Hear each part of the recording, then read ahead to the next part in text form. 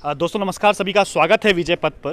किरण नेगी हत्याकांड आपको याद होगा, एक दशक से ऊपर हो गए हैं, लेकिन उनके माता पिता आज भी उस इंसाफ की गुहार में दर बदर भटक रहे हैं।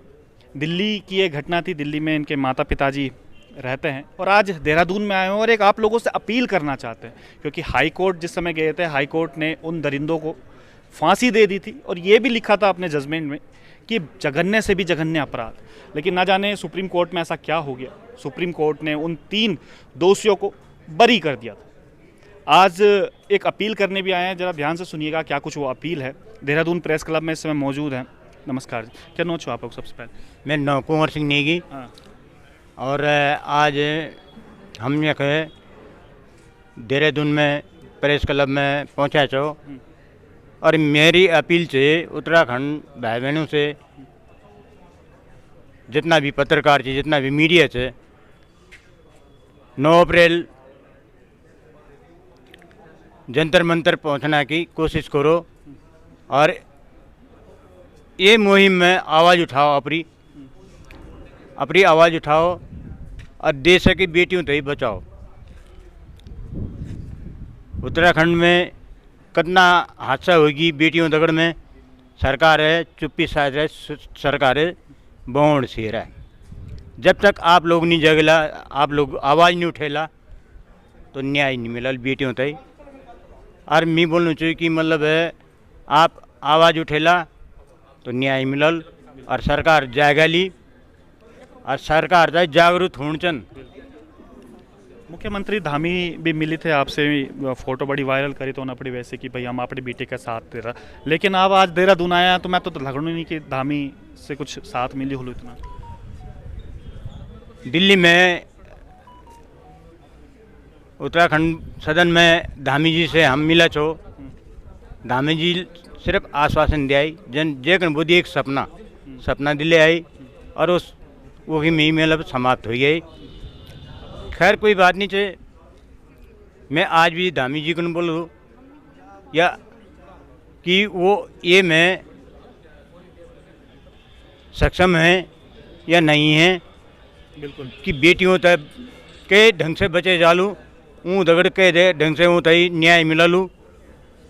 अगर वो चुप्पी डाला तो बहुत अन्याय हूँ मैं और सही बात बिल्कुल बोली। और वाकई में आपको याद भी होगा जिस समय अंकिता हत्याकांड से लेकर उनके घर भी धामी जी गए थे और उनको आश्वासन दिया था कि भाई हम आपकी बेटी को इंसाफ दिलाएंगे।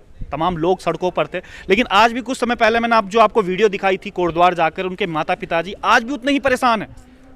आज भी कह रहे हैं कि उनकी बेटी को ना जाने इंसाफ मिलेगा भी कि नहीं मिले। और आज भी मामला वो सुप्रीम कोर्ट चला है और सुप्रीम कोर्ट से भी क्या कुछ उम्मीद की जाए, क्योंकि खुद भुक्तभोगी किरण नेगी के जो माता पिता है वो हमारे सामने पे मौजूद है। सुप्रीम कोर्ट ने ऐसा क्यों बोला? क्योंकि हाई कोर्ट ने तो उन्हें बोल दिया था फांसी के लिए, लेकिन सुप्रीम कोर्ट आते ही ऐसा क्या हो गया कि उनको बिल्कुल दोष मुक्त कर दिया गया? क्या कुछ हुआ था इस बीच? अब बोलना चाहिए कुछ प्रूफ नहीं मिला, कुछ मतलब वो टेस्ट टूस्ट जे हों तो वो नहीं मिला मतलब। अच्छा, तो आप तो ये जने ना, तो वो तो सोचन था कि हम मतलब सुप्रीम कोर्ट था कि चलो CBI जांच करो ला, मतलब हाई कोर्ट से बात कर ला, लोअर कोर्ट से बात कर, तो वो तो धक्का तो हम था लग, मतलब सजा तो हम भुगतना छो। बिल्कुल बिल्कुल 11 साल बाद मजा खाता खा गया। फिर बेटी तो चली गई, बेटी चल गई, लेकिन 11 साल हो गए। 11 साल एक दशक से ऊपर होते और अभी तक माता पिता कभी देहरादून, कभी दिल्ली, कभी मीडिया पे बाइट दे रहे हैं, कभी लोगों से गुहार लगा रहे हैं, लेकिन इंसाफ जो है वो मिलने का नाम नहीं ले रहा। तो अब अगाड़ी क्या विचार है? फिर अगाड़ी अब क्या कुछ ये सोचना कि फिर एक बार फिर डिप्रेशन डालना, फिर देखे हम क्या हूँ। तो हम ये चाहने सो धामी जी से कि वो भी एक बार साथ दे दी, चलो पहले उनको कुछ निकाल दिया, एक बार मौका भी नहीं होता, तो कम से कम अपन उत्तराखंड नाता से एक बार उत्तराखंडी बेटी से अपनी बेट समझी को ये फैसला था देखा जरा, तो बड़ी मेहरबानी बोलिए। बस वो मनोकामना तो भगवान हाथ पूरी करे। बिल्कुल। और धामी जी, एक माँ आपसे अपील कर रही है, वाकई में आप भी किसी माँ के बेटे होंगे, आप इस प्रदेश के मुख्यमंत्री हैं और आपने वादा भी इनसे किया है कि हम आपका साथ देंगे, लेकिन वो साथ दिखता हुआ नज़र नहीं आ रहा। अगर वाकई में ये साथ अगर दिखता हुआ नज़र आता तो आज यहाँ पर प्रेस क्लब में आना नहीं होता, आज ये शायद घर में बैठे हुए होते, क्योंकि कम से कम इनकी बेटी की जो आत्मा को शांति तो मिल जाती। अब आगे अगाड़ी फिर क्या करूँ, क्योंकि सुप्रीम कोर्ट में वक्त क्या है, क्योंकि आप चीफ जस्टिस जिन्होंने ये फैसला लिया उस पर भी आप कुछ सवाल निशान खड़े कर रहे हैं। हाँ, सुप्रीम कोर्ट में जब लोअर कोर्ट फांसी का ऑर्डर दे चुका है, हाई कोर्ट भी है, तो सुप्रीम कोर्ट को जो है कि ये फैसला को बरकरार करना चाहिए, रखना चाहिए था। और इसका ये मतलब नहीं होता है कि मतलब एक कोई भी अफसर मतलब रिटायर होंगे तो वो मतलब पेंडिंग काम था घर में ले जाने पूरा काम करी दे दी, इन भी नहीं होंगे वो काम पेंडिंग भी रहती। तो यू ललित रिटायर हो तो जान दो, कोई बात नहीं, पेंडिंग छोड़ दूँ, लेकिन मुलजिम तो बरी नहीं करूँ। 3 मुलजिम वाले बरी कर दिया, खुद रिटायर हो गया। तो ये में कोई फाल्ट से करप्शन से और बिना करप्शन को बिना लेन देना कोई बगैर ये डिसीजन नहीं लिए गए।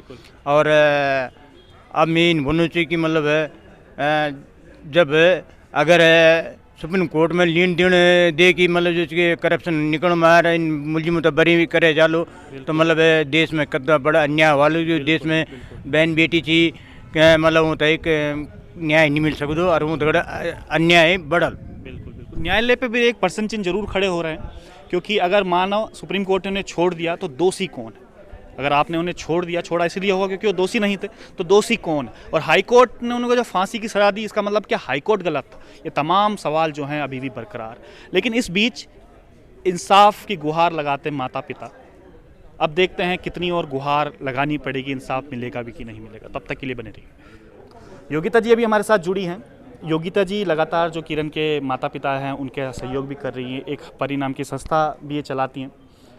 और निर्भया हत्या केस जिस समय चला था पूरे देश भर में, उस समय उनकी पैरवी भी आप कर रही थी। एक थोड़ा सवाल है मेरे मन में कि हाई कोर्ट में उन जो 3 जो दोषी हैं उनको फांसी की सज़ा हो जाती है, उसके बाद सुप्रीम कोर्ट उन्हें कहता है कि बरी कर देता है।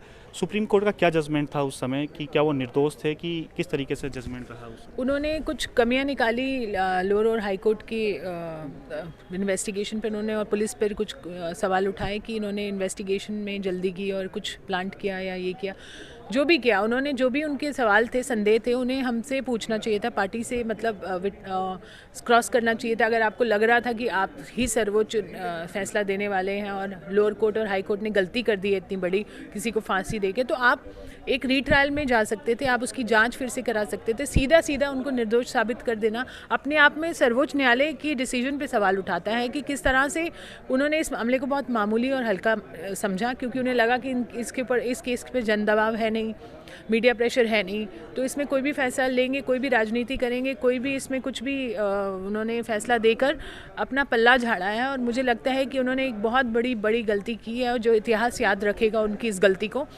कि इन्होंने इतने दरिंदों को बाहर कर दिया, ऐसे दरिंदों को बाहर छोड़ दिया कि जिसमें से एक ने आते ही एक ऑटो ड्राइवर का मर्डर कर दिया। अच्छा, इतना जन समर्थन, जिसमें जन समर्थन मिलेगा, पब्लिक सड़कों पे आएगी, क्या उसी को इंसाफ मिल पाएगा? ये भी तो एक प्रश्न चिन्ह खड़े होते हैं न्यायालय में। बिल्कुल बहुत ही दुर्भाग्यपूर्ण बात है, बहुत ही दुख की बात है कि एक केस जो निर्भया से पहले हुआ था, निर्भया जितना ही बर्बर था, उस केस को नज़रअंदाज करते हुए उन्होंने निर्भया के केस में फांसी दी। वो भी बहुत जद्दोजहद करनी पड़ी उनकी माता को, हम उनके साथ जाते थे, माता पिता की बहुत स्ट्रगल के बाद उनको फांसी हुई, बट वहाँ हुई। और इस केस में क्योंकि जन दबाव नहीं था, मीडिया प्रेशर नहीं था, तो दबाव जजेस पे भी नहीं था, बहुत ही शर्मनाक बात है। मुझे लगता है इससे घटिया मानसिकता वाली बात कोई नहीं हो सकती है जुडिशरी के लिए, सर्वोच्च न्यायालय की, कि वो भी मीडिया प्रेशर में काम करते हैं वाकई में। लेकिन एक बात और मैं जानना चाहता, अगर एक मामला सुप्रीम कोर्ट में नहीं जाता और उनको फांसी हो जाती, तो क्या फिर उसके बाद वो दोषी नहीं होते? कि हाई कोर्ट पे कुछ कार्रवाई हुई उसके बाद? वही तो आप बताइए, अगर आप सिर्फ ये कह दें कि लोअर कोर्ट ने गलती की, हाई कोर्ट ने गलती की, पुलिस ने गलती की, तो आप उनको सस्पेंड कीजिए, आप में दम है तो सस्पेंड कीजिए। अगर आपको अपने ही जजेस पे भरोसा नहीं है, तो हम क्यों टैक्स पेयर की इतनी सारी सैलरी दें? हम लोग इतना टैक्स देते हैं, इनके बड़े बंगले होते हैं, गाड़ियाँ होती हैं, अगर वो लोग फैसला सही नहीं सुनाते हैं तो उनको रिज़ाइन करवाइए। आपने उन पर कोई कार्रवाई करनी चाहिए ना।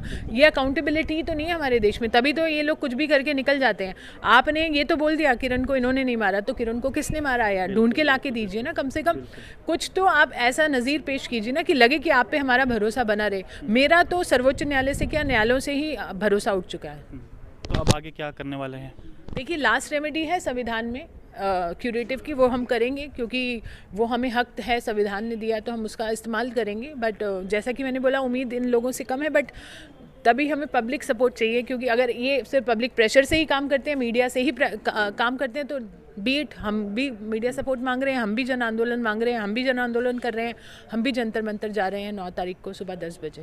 9 तारीख पर वहाँ पर क्या रहेगा? पब्लिक वगैरह पब्लिक वहाँ पे इक्कट्ठा होगी और अपील करेगी? हम अपील करेंगे, हम धरना देंगे, हम अपनी जन आक्रोश दिखाएंगे और इनके कानों तक आवाज़ जाएगी कि इन्होंने बहुत गलत किया है। स्पेशली ये जो रिटायर हो गए हैं महामहिम यू ललित, उसके बाद रिटायर हो गए तुरंत फैसला देने के बाद, रिटायर होने के वाले दिन ही ये फैसला दिया उन्होंने। वाकई में अपने आप में ये बहुत बड़े प्रश्न चिन्ह खड़े करता है। जिस प्रकार से अभी मैडम ने बताया है कि जब तक मीडिया प्रेशर कोई नहीं आता या जब तक पब्लिक सड़कों पर नहीं आती, तब तक कितना मुश्किल होता है न्याय पाना। आज किरण नेगी के एक उदाहरण आप देख रहे हैं, इससे पहले अंकिता हत्याकांड में आज देख लीजिएगा, उनके माता पिता भी दर दर की ठोकरें खा।